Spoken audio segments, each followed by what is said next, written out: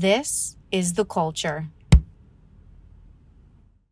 Hello and welcome back to another edition of the Cinema Wave podcast. Today we are back in the swing of things with Marvel. They have another project, and it is our first season 2 of a Disney Plus Marvel series. We're talking about Loki. It's been just about 2 years, a little over 2 years, since we saw Loki and the TVA go through all their crazy sci-fi-ness and everything that came with that first season, which I loved absolutely. And we're going to have a big conversation. Again, spoilers ahead. If you guys haven't watched the first episode, by the time this drops, it's going to be the day before the second episode. So, again, if you guys haven't caught up by now, just again, spoilers ahead.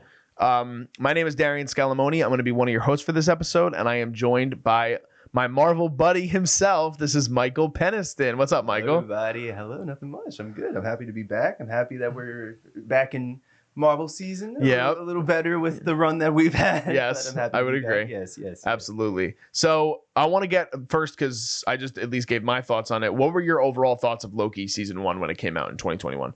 So I actually really liked Loki season 1. I thought it was strong of them to lead with that. I remember when it came out, it was one of the first shows that had come out on Disney Plus. I think it was like WandaVision, then Loki. Yeah, I think so. I think that was it. Yeah, and I think that it was so new and so unexpected at the time. I mean, the television, like them doing TV shows was just new at that point. Yes. So it was something to watch, and it was during COVID. So it was like everyone was just tuned in at that point. But I feel like it was strong with how they were wanted to move forward in the MCU, knowing that they wanted to start bringing the multiverse into it. And I think that Loki was the best character to bring that through. Not only that, it was just a good show. Season 1, I thought, the characters all delivered very well.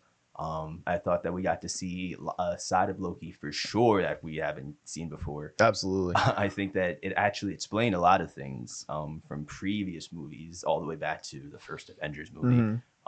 And it definitely opened the door for a lot of potential things to be happening, especially involving Kang, considering he is a driving force, especially for season 2. Yes, absolutely. I think the one thing that was really interesting about when they even first announced Loki was we knew that the version of Loki that existed within the MCU at this point was a Loki that we had already previously seen, but he hadn't gone through some of the things he went through, right? Because this is Loki from kind of plucked out of the Avengers world from the first Avengers, which is like 2012 Loki or whatever they call him.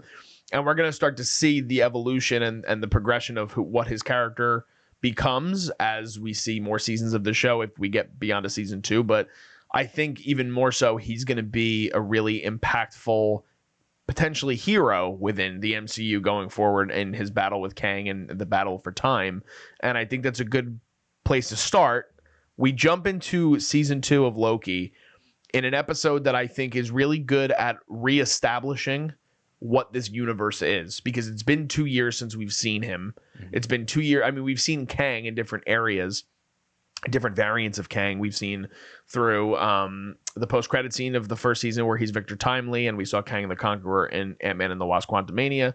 But He Who Remains, and that I thought was like a groundbreaking finale of the first season.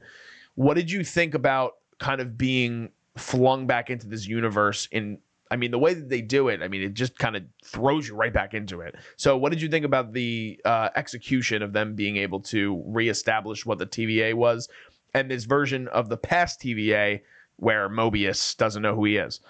So I'm going to be completely honest. At first, I wasn't too happy with the execution. I wasn't, only because, and it took a little bit of time to I think just digest. Yeah. I think I honestly just had to sit on it, but I think it was because it was just so abrupt. It was so like right back into it. And it had been 2 years. It had been such a gap. I guess realistically it's not that long considering movies. No, but in terms of television, that's kind of a big gap. Exactly. Yeah. And so I think I was just kind of like, oh, where are we? Like, what's going on, sort of thing. Again, I kind of needed to be brought back into it. I think I kind of needed at least like a couple minutes of that rather than it just going right into it. But then the more I kind of like sat on that thought, the more I realized that it needed to happen, just because not only for the sake of the fact that there's only 6 episodes, but also because this show, I just feel like it's one of those things where it's constantly going, it is abrupt, it's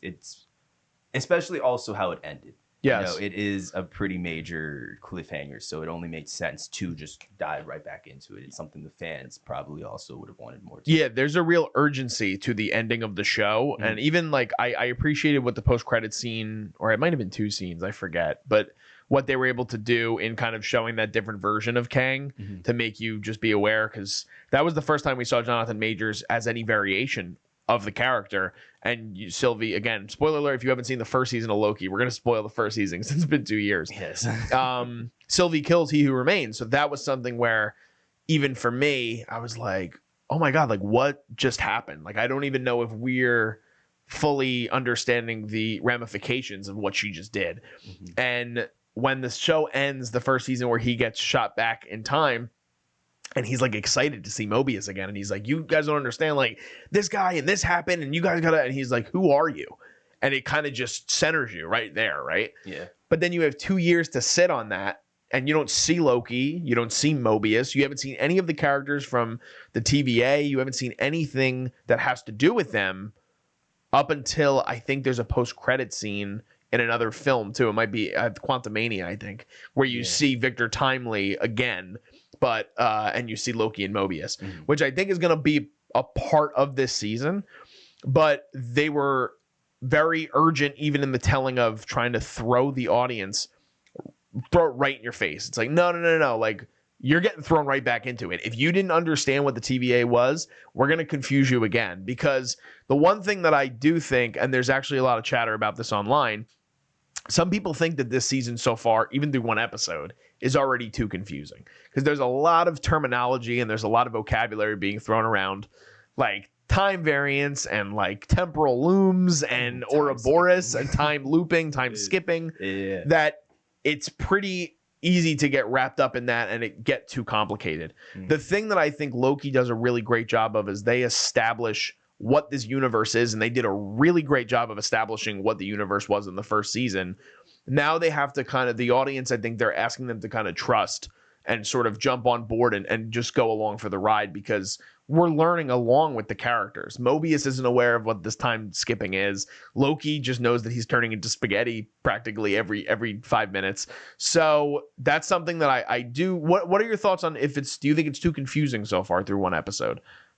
Yes, I was a bit confused when I first watched. I don't think I was necessarily confused, actually. I think it was just more so it was quick. That's all. So it was just a lot to keep up with. And it was you could keep up with it, but it was, again, like you said, throwing a lot of those words out there and a lot of things that we aren't really familiar with.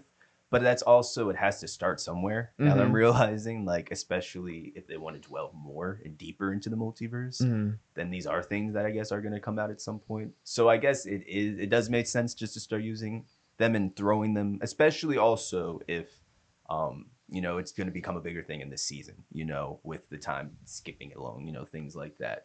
So I think that it confused me to a degree, and I can see how a lot of people are getting confused by it. But I could also see how it, again, could be important to just kind of throw those words and those things in there so quick without a clear explanation. I feel like we're going to get that explanation at some point, throughout it. But again, it's like those breadcrumbs. And Loki, I feel like, has always been good for throwing just like kind of like weird tad bits of like things that are low-key huge, but like in the show it's just like a little thing. And for example, season 1, when Loki saw the gems, the time stones, and like all the stones, and the Infinity Stones, they were paperweights. They're just paperweights. Like something like that is huge to the viewer, but like they just threw it in there quick, and it was, again, like a quick thing, and they just kept going. So I feel like I could see it's going to be a trust thing. It is going to be a trust thing. There's going to be a lot of those moments, I feel like, in this season as well, where they are just going to kind of like do quick things like that. And we're just going to have to be like, oh, snap, wait, okay. All right, and just keep moving along. Yes. But I guess that's Loki. You kind of pick up on Easter eggs throughout the series too, at least the first season. The thing that I really liked about the first season that I'm hoping continues on with the second season is, though they distract you, so to speak. And again, like they talk about it so often, like time works differently in the TVA. They say it like practically every 10 minutes. Even if they don't say it in that exact way, they're explaining it to you that way. But the thing that I really appreciated from the first season was they had all of this contained story for Loki as a character, and seeing him grow and seeing these different variants of himself and understand. I mean, he fell in love with himself practically in the first season with Sylvie, but it didn't have that larger scale momentum and implication for the MCU until we get to that final episode with He Who Remains. Yeah. Ever since then, I think a big part of what Marvel's issue has been is they're trying to push all of these moments to kind of coagulate in a way that doesn't feel natural. It doesn't feel organic as maybe the first 3 phases of Marvel had been. Loki, I thought, was like a perfect microcosm of the way that it should be done. And even in the in terms of them doing it in television, I'm hopeful as well that this is a 6-episode series similar to the first season. The first 5 episodes, we start to understand more about Loki as a character and his connection to trying to help fix whatever is happening with time, and Mobius trying to figure out who Kang is in relation to the TVA and what his impact on time is. And then by the last episode, we hopefully have this wrap up where it's like, oh, this is going to lead us into Kang Dynasty, but this is going to lead us into Secret Wars. Yeah. So the thing I did appreciate about the first episode is that it doesn't beat you over the head with Marvelisms.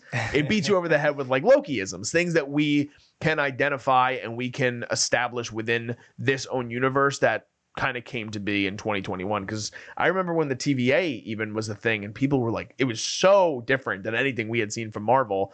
It's like a workplace comedy, but it's also, there's thriller elements and there's sci-fi, and it was a very, very interesting way that Michael Waldron was able to write the series and kind of establish this universe within the MCU. Yeah, definitely. I'm curious to see how you feel about just because I feel like in season 1, obviously we were introduced to the TVA in this universe, and obviously it being such a powerful thing, and by the end of it, it's crazy to see like they almost took that power away from themselves in season 1. So now it's like, and then that was way back then, 2 years ago. So now to be introduced in this season, knowing where they're at, that they are powerless and things like that. How do you feel about the fact that they chose to do that quick in season 1? Just because, again, I feel Loki's just going to be quick no matter what. It's just going to be quick, fast paced no matter what. But I'm just curious how you felt having it be them start with them not necessarily knowing, the power, or them just the TVA you're talking about. Yeah, because it is a different TVA, than what we were originally introduced to when we first saw them in Loki 1, but Loki season 1. But again, that was it's a whole season by the end of the season. It was powerless. So now to be introduced to this season knowing that they are powerless, how do you think that do you think it, I guess it just goes more to the quickness, I guess. I think that it's an interesting thing that we're going to see these members, and again, Mobius probably the most. If you consider Loki a member of the TVA, but he's kind of his own thing. Yeah. But Mobius for sure, maybe 100B15, maybe some of these other new characters, maybe Sylvie comes in. We know she's at McDonald's at the end of the episode, which is hilarious. Yeah. But I think it's going to be interesting to see them chasing the tail of Kang or Victor Timely. I guess it's going to be that. I think it's going to be that variant is who they're going to really focus on in Loki season 2. I think it's going to be interesting because, again, like with the first season, Kang isn't even in your mind until you get the introduction of that character. And it's also not Kang. It's a different variant, He Who Remains, that kind of runs everything. And I think that's a combination of 2 different characters from the comics. It's a mixture of Kang, and it's another character that is called He Who Remains in the comics that is not a Kang variant that they kind of brought together to kind of submerge and be this version. So I think that the TVA doesn't understand how powerless they are, and that's also going to be a dynamic that I think is going to be interesting. I'm really curious to see how Ravonna Renslayer is going to play into all of this, because she disappears at the end of the first season, and she's a love interest of Kang in the comics. I don't know if you're aware of that or not. So I didn't know that. We're going to get to a point too, and she used to be the head of the TVA until we saw the androids. And I know for the people who haven't watched this show, if you're still tuning in and watching this, it's going to get very convoluted because there's so much that happens in the first season. Yeah. But I do think that it's going to be an interesting dynamic to see the TVA sort of on kind of on their back legs, so to speak. Like they're always going to be trying to figure things out along with Loki, and I do appreciate that. I'm really curious to see what happens with Sylvie. Do you have any theories in terms of like what is going to happen with her character. What is she still kind of looking for, searching for? Because we get only a few little moments with her in this first episode. And I think that Sylvie's storyline throughout this first episode was another thing that kind of was a turn off for me. Okay. I felt like I just wanted more. You know, it was like like you said, we only saw a few minutes of her in this first episode with not a lot of explanation. And the times that we did see her, it was her very random, very just like very confusing sort of moments, like when we saw her in the elevator, when she went back, when Loki was time skipping, and then like you said, at McDonald's. And so I'm to be honest, I don't really know what is in store for Sylvie. The one thing that I did appreciate was that after credit scene in McDonald's a little bit more than the other times we saw her, just because it did give a little bit of an idea that she just wants a little bit of normalcy. And I think that that's going to play a lot into not only Sylvie's actions moving forward, but why she did what she did to He Who Remains. You know, and I feel like that's gonna be an ongoing storyline and theme for both of them.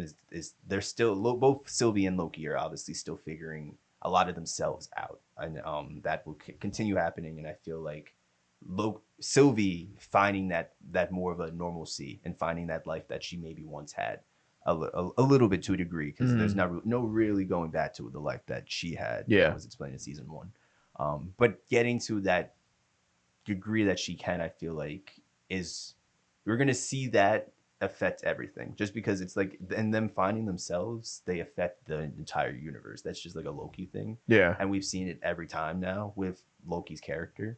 And so again, I don't really know what they're going to try and do with her character. I definitely think they're going to try and bring more of that normalcy out and play on that.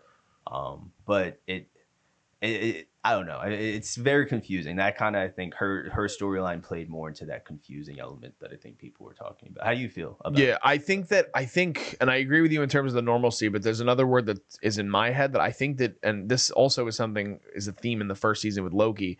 I think they're both, Sylvie maybe a little more so, are looking for freedom in a way that, like, if you look at time, because again, this whole construct of what this theme of this series is time and how time works and how time affects everything, right?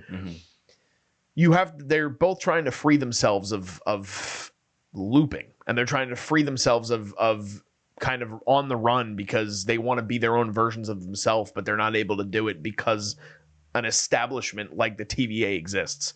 So when she ends up, at least the way I interpreted the McDonald's scene, and they ask what she wants to order, she says everything, because she's so enriched with life and not having to kind of answer to anyone or be on the run from anyone. And I think, I'm theorizing, that part of what is going to kind of occur is that her and Loki are going to want to be together. And I think they're going to want two very different things. And I think she's going to want to be like, just live with me in normalcy. And he's going to be like, no, because there's still an aspect of him that has heroisms. You see that even, I mean, again, this version of Loki from the 2012 Avengers that we're starting to see, he doesn't go through all those other things that come after it that kind of brings him back to the light, right? Doesn't, like the things we see in Ragnarok, the him kind of coming together with his brother in Dark World. Like, you don't see any of that with this version of the character, because this character never lived that. Yeah. So, which I think is, again, because of how complicated this is, it's hard for the viewer to kind of keep up with that. But I think that with her, I wouldn't say I was disappointed with her screen time in this episode. I am just hopeful, because she was such a cog in the first season. She was such a great character. I think a lot of the characters in the show are great, but her especially was a standout. I am hopeful that we still get enough of her story, but now we also have an introduction of another character that's in this series, and I'm curious on your thoughts, but Ki Hoi Kwan, who just won the Academy Award for Everything Everywhere All at Once, he's finally showing up in other things, which I love, and he's getting so many opportunities. And his character is named Ouroboros, which is also the name of the premiere, ironically enough. What do you think? How do you think his performance was so far, and where do you think we're going to see his character kind of be? You think this is like a one-off in like the season, or we'll see him maybe a couple other times, kind of like Eugene Cordero's character, or do you think it's going to be someone that kind of carries through along with Mobius, along with Loki, along with Hunter B-15? I do think he'll carry through. I think that they're gonna form some sort of team in themselves.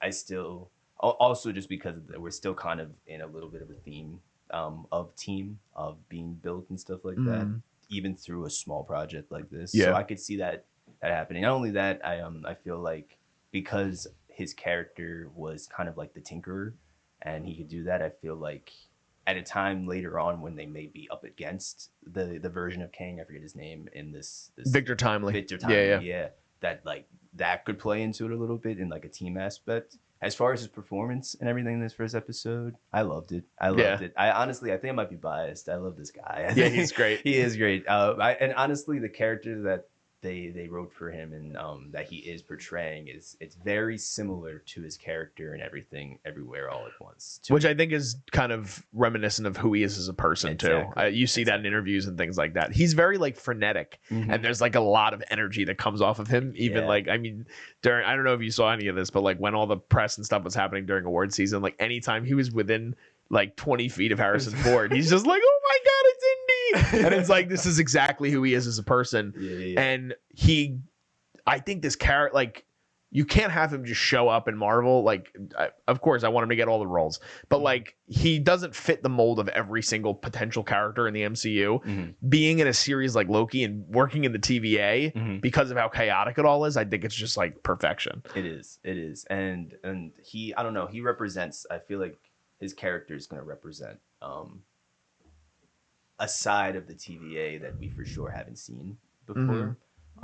And I was also a big fan of the scene that he was in, only because the way that they chose to do it, having it be like Loki being in the past and Mobius being in the present, and still having that conversation and stuff like that. That I honestly thought was really smart. I thought that the way they wrote that was really that scene, yeah, where he kind of time skips back and forth. Yeah, and then you're seeing like, oh, like he's like explaining how he doesn't have certain things, but like when Loki explained, like it's then oh, okay, now we have it in the present time. I don't know. I thought that. I don't know. It all fit. It all fit very well, and I wish that we saw more. I agree with you. I feel like that is for his character something you want to see more of that. I don't want it to be a waste sort of thing. Marvel is kind of good for getting these good characters and then like wasting them in like an episode or like a scene or something. You know what's interesting to me is the episode feels very short. It does, and it's I'm looking at the IMDb page now. It's actually 45 minutes. Which is crazy because the pace is if like that. I don't know if that includes credits because there was a post-credit scene and the credits were pretty long. So it might have topped in at like 36, 37 minutes, but it's so fast paced this episode that it feels much shorter. And I think that might be why like I said, this isn't the best episode of Loki. I thought this was a nice reintroduction to get us, like I said, back into the world. But by the time it was over, I was like, oh, all right. But I was ready for more. And I do think that, unfortunately, Mark and I have talked about this on our Ahsoka recaps, but part of the issue is that Marvel and Star Wars in general, they set like these episode counts. And when you do that, it's like you're already setting an expectation in the viewer's head where you're like, all right, so like this was a good episode, but like I feel like we didn't get that much information. We got a new character. We got to see Sylvie in a different environment. And we got to see Loki reestablish his relationship with Mobius, but it didn't propel the overall story forward. And I think that's where this episode kind of lacks a little bit because you're wanting more. And it's like, was the right choice potentially to make it like a 2-episode premiere? But if you do that, you run into the problem of, oh, well, we're already a third of the way through the show now. Yeah. And again, in the business side of it, I can understand why Disney doesn't want to do that. They did it with Ahsoka, because it's 8 episodes and you can kind of elongate the series. Did you think that it was lacking? Like, did you think that there was something else that you wanted to see? I know we talked a little bit about Sylvie, but was there anything else in particular? Yeah. Oh, yeah. I mean, I think that there's a clear answer. And I think that it's another reason why it moved quick with us wanting more. I wanted to see a lot more of Victor. I wanted to see Kang. I know it's so soon. Yeah. Like, so soon to be getting that. And it made sense that we didn't get as much as we didn't see him at all, honestly. But I feel like we knew going into this season that the stakes were as high as they were, considering that at the end of season 1, it wasn't Kang. It was, it was Kang. It was He Who Remains. But we knew now that we were dealing with Kang. And then obviously throughout the years, seeing all the versions of Kangs that we gotten to see and knowing that he's as powerful as he is, and that he is such an important and driving force for the season. I was hoping to maybe see like at least one scene with him, or maybe even like have him appear in like more like that after credit thing. Yeah. But I was a bit disappointed that we didn't get that. Again, it is so soon, and it made sense that we didn't get that. That's me being a little eager. Yeah. But I wish that we did get a little bit more of that. And I wish that we had a second to kind of like breathe with Loki. Yeah. For a little bit. Just because he did go through a lot of pretty traumatic things still in that first season, being that he didn't realize or know it was that earlier version of Loki, so he didn't know a lot of things that had happened at that point, and so season 1 alone moved super quick, and you know a lot of those things, and he never really got a moment. I feel like that, so I feel like we kind of had a little bit more time with Loki, just to be able to kind of like be like, oh shit, this all just happened. Instead of him time skipping every 5 minutes. Exactly. I wasn't a big fan of the time skipping. Yeah, I think again, for a visual gag, and gag for lack of a better term, like just a visual kind of thing to kind of establish what this is going to mean for him and this version of the character going forward. I understand it. I think it's a misstep by them trying to make the whole entire breadth of this episode be based on trying to familiarize the audience again with where we are, because I think that if you watch Loki season 1, you're excited for season 2, right? And I actually got a stat right before we started recording. So the season 2 premiere of Loki is the second most viewed premiere on Disney Plus of the year. So that means that the numbers are going up, because I remember the first Loki I think did pretty well, but I don't think it ever, like WandaVision had higher than it. I think Ms. Marvel had higher than it. So there were other shows that kind of surpassed it. And it was kind of a word of mouth show. Like as Marvel fans were kind of tuning in, they were like, I don't think I saw a negative review of the first season. I think there were aspects some people liked more than others, but people were really on board for it. So you have to kind of set up something where you want to kind of bring people back. And it just felt like it was a continuation where you didn't establish much of anything. To echo what you just said, I do think that season 1, the encapsulation of the kind of payoff really goes into Sylvie. And I think we're going to get that with Loki this season. I think that we have to see something happen with Loki where, and this is way ahead because we're only talking about the premiere right now, but just theorizing. I do think that by the end of the season, something is going to happen with Victor Timely's character that is going to sort of propel Loki into being like, I need to get to the Avengers, and I'm going to need to tell somebody that something is happening, because I think they sort of hinted at that in the first season, but then we have that episode with the Loki variants, which was one of my favorite episodes.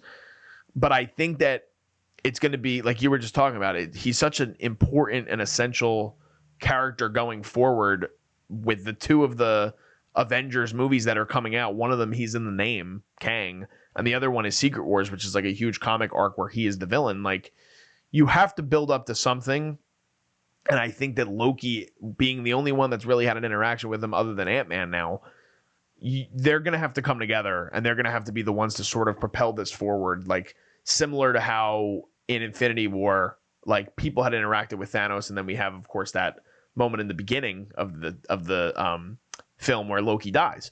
So do you have sort of a big picture theory for where, even if it's not what you think is going to happen yet, because we're only one episode in, something that you would like to see happen? Because Marvel's also in this weird state. We've talked off camera about it.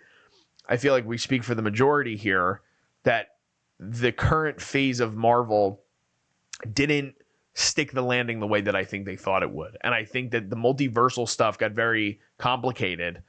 And I don't think Loki was one of the culprits of that. I think it started to get really crazy with Multiverse of Madness, with things like Quantumania, and things just kind of not, again, like sticking the landing. Some of these films didn't turn out the way that we had hoped or we had theorized that they would. So do you lean a certain way in terms of something you think we need to see by the end of this series? I definitely it wasn't a thought before, but now that you actually just now brought it up, I would like to see actually that moment with Loki, that almost that heroic moment, you know, that, because like we've seen acts of heroism throughout this show alone. But I feel like we need that strong moment, especially with Victor Timely's character. I could definitely see there being some sort of face off between that. Um, I definitely think that by the end of the season, we're gonna need some better we've already had that introduction to Kane, and at this point, most people know who he is. Mhm. But a lot of people still don't really know who he is, and like the states that really do come, because like you said, he is like a driving force. Not only that, but for the sake of the Avengers movies, like he is like that Thanos. He's supposed to be beating Thanos. Yeah. There's like a level of like, oh, okay, we got to come in even harder with that, and so I still think that there needs to be a lot more room to flush out that character, especially knowing that we're going to see so many different versions of him.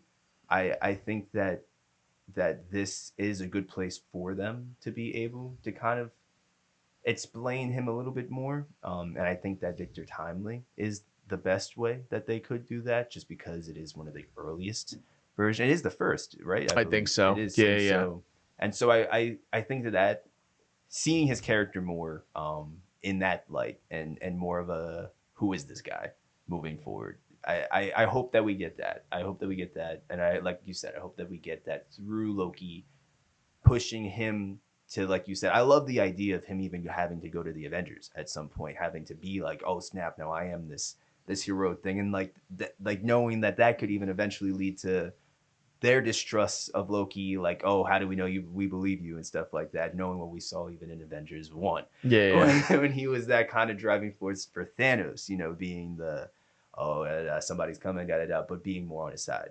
So I don't know. I like that parallel a lot. I do, to see now him playing the hero moving forward. I just think that we need more explanation on Kane. I do. I think, and they have the room to deliver that in this season.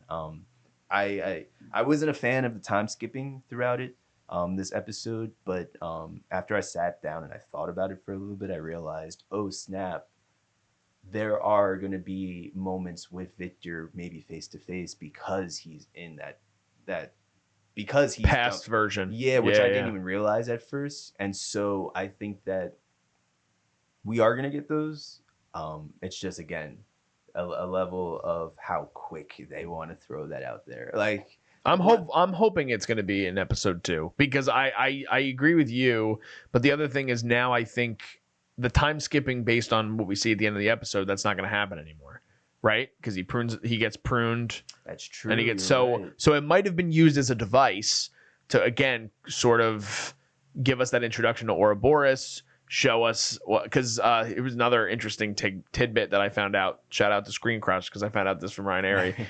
Ouroboros is actually like an old Egyptian symbol. Did you know about this? I didn't. It's like a serpent eating its own tail, so it's like circular, and it's like, again, just looping over and over. So I think that that's part of the reason that they utilized not only the character being named Ouroboros, shortened to OB, and then the episode being called Ouroboros, because so much of this first episode is looping, all of it. We're cutting back and forth between two versions of the same character. We're time jumping with Loki. So I'm hopeful that they're not going to continue that trend of the time jumping or the time skipping. And I do think that Victor Timely is a character that, like you said, you have to establish the beginning of what this character is, because he's the first one to really have all these villainous aspirations, and there's something very sneaky about what is going on, because nobody else is aware of it other than Loki, because he got it told to him by He Who Remains. So I think I'm hopeful that episode 2 is going to be the one where we start to see, even if it's a little bit, even if we see him for maybe a couple of scenes in episode 2, and then we start to, I think once we hit the midpoint, usually that's where Marvel hits its sweet spot. Hope they stick the landing like they did with the finale. But I think episode 3 will start to really, like, it's going to be some things that like blow our mind, similar to how season 1 was. No, I agree. I definitely agree. I hope we could only really hope, with this sort of thing. But they definitely do need to flush that character out. Yeah, for sure. Especially considering that I feel like, with all of the first, what do they call it? The first saga, all of the films. The Infinity Saga. The Infinity Saga. they didn't really need to do that with Thanos because it was still so new. And that's another driving force moving forward. I think is going to be like a something that Marvel is always going to be a challenge for Marvel is because that first saga was so solid and kind of groundbreaking. It's like, and you could do things like throw Thanos in an after credit scene and like have no explanation, you know, a lot about that until you got to like the end of the saga where we're really starting to now see him. I feel like you can't do that this time. You know what I mean? Well, like, because there's so many different versions of this character too. And I think that a big part of what is making it so complicated is that's not as digestible for the casual fan. And I think that's where a lot is getting mixed up because even the diehard comic readers, people have to remember, like, they're not adaptations. Like, when the Marvel's making these films, they're taking elements of the comic books to come up with a story, but there's all different types of comics and storylines for all these different characters. Whether it's Spider-Man, whether it's Captain America, whether it's Iron Man, now it's Kang and Loki. They're not adapting a comic 100% like they would do like a book adaptation of a film. So a lot is left at liberty, and that's where things start to get messed up, right? Some people love She-Hulk because the character is 100% what the character is on the page, but the stories that she gets involved in are so low stakes, and they try to play with the modernalities of like our reality, but people don't like all of that with her character, or with the show, I should say, She-Hulk, Attorney at Law. With Kang now, we're in a situation too where the stakes were so high at the end of Loki season 1 when he was able to lay it all out for Sylvie and Loki and be like, if you mess this up, you're going to cause a really big problem here. And then I think this goes back to like Quantumania. Like, he wasn't, the way he gets defeated is a way that it kind of makes you just be like, oh, it's like Kang's gone. Oh, I know. I have a feeling I know exactly why that happened. Yeah, there's probably a good reason for it. Yes. But I think that, again, for casual audiences, they just look at him as someone that was just like, oh, he was just defeated. And then you see the Council of Kangs, but a lot of people don't understand what that means. Yeah, right? Like, there were so many Kangs in that council. Yes, too. thousands in an arena. So we have to kind of see what plays out with this character. I'm really excited and anxious to see what happens with Loki's relation to this character, because so much was just based on this one interaction that he had with him. So I don't know, man. Like I said, I'm excited to kind of dive back into this world. I think it was, like I said, a solid way to kind of bring us back to the TVA, and the relationship and chemistry between Owen Wilson and Tom Hiddleston is great. Yes. And I do think that the things that lacked in the first episode, I think we're at least made up for in a way by Ke Huy Quan and this new character that, for humor purposes, we can kind of get behind. But hopeful that they can start to kind of push on the gas pedal a little bit in episode 2. But I have a feeling episode 3 is going to be the one where we start to kind of see an uptick in terms of, I don't want to say quality, but in terms of like the impact that this series might have as a whole by the end of it, and kind of on the MCU as a whole. And I would love for them to also, in that quickness, I guess, or by episode 3 having revealed a lot more of that. One thing that I thought they did season 1 that was really strong was at the last episode when we got that reveal of He Who Remains. I feel like that episode was actually kind of slow. I feel like we kind of had that moment to kind of like sit there and listen to what they had to say. I hope that by the last episode of this season, we get a moment like that, whether it is Loki and Victor Timely just having another conversation similar to the way that we got to see Loki, Sylvie, and He Who Remains have that conversation. I hope that by that last episode, we get that moment, whether it is a conversation that's longer than it needs to be, or something like that. I hope that we get those answers by episode 2, episode 3. But I hope that by the last episode, we get a moment with those characters, just to really sit with them and be like, oh my God, like, again, what is happening? Because it's all confusing. Yeah, that's true.